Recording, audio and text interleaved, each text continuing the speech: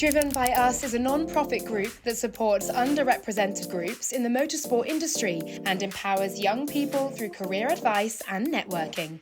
Extreme E invited the two founders to Scotland to share their story. Driven by Us is a community that was set up just over a year ago to ensure that all of us that felt as though we didn't necessarily belong in the sport at some point could come together to ensure that not only did we have community and a safe space to speak about what we were going through, but also to accelerate our development within the space and ensure that the next generation could have an easier time than us and we could keep the ladder down in the process. We've got quite a large portion obviously working in F1. Obviously you've got Extreme E as members up and down the paddock today here in Scotland.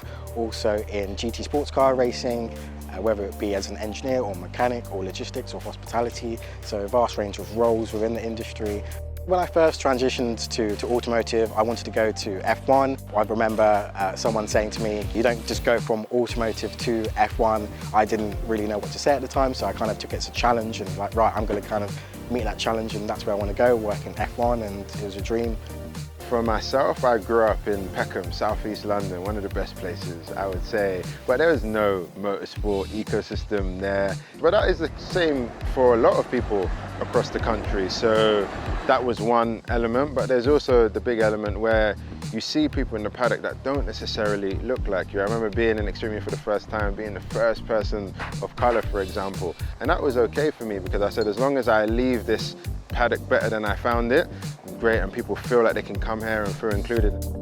Extreme E over obviously the last 3-4 years has come on leaps and bounds. Obviously we've seen the launch of the Extreme H car, which is phenomenal in terms of the technology coming through. The paddock environment is fantastic. You know, it's focused on sustainability, the environment, highlighting various sustainability issues around the world and supporting local communities to kind of overcome those areas. When it comes to Extreme E, I've been here from the very beginning, from the first pre-season test in Spain and Aragon, and from there I joined as a junior engineer, then became a performance engineer where we won the championship, and then my third year as the race engineer.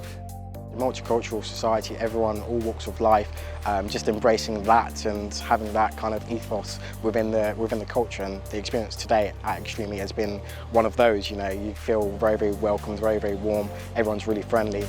A lot of these young people, they need a chance to be able to see what this looks like so that from that point you can kickstart, you know, their careers ultimately, and people have done that for me. There's been so many people that I'm standing on the shoulders of that have got me to this place today, and if it wasn't because of them, it wouldn't be possible.